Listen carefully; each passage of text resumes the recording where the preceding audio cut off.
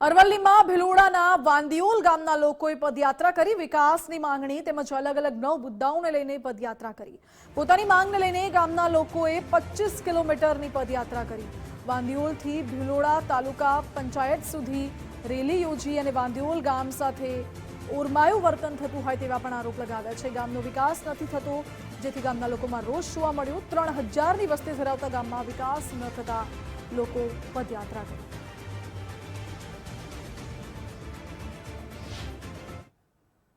પીવાના પાણી માટે પ્રશ્નો હોય, તૂટેલા ચેકડેમો હોય, આંગણવાડીઓ જે હાલ અમારા ભાડાના મકાનમાં ચાલે છે એ પ્રશ્નો હોય, સ્થાનિક જીઆઈડીસીની અંદર જે બેરોજગાર યુવાનો છે એમને રોજગારી આપવા માટેના પ્રશ્નો હોય, યા એમના લઘુત્તમ વેતન માટેના પ્રશ્નો હોય, પછી અમારા જે નાના બાળકો જીવના જોખમે અભ્યાસ કરવા માટે જાય છે એમના માટે ડામર રોડની સુવિધા હોય, યા તો અમારા પંચાયત વિસ્તારના ગામની અંદર એક વાંગુ આવે છે ત્યાં ગાડી અમે ગરનાળાવાળા પુલની માગણી કરેલી છે।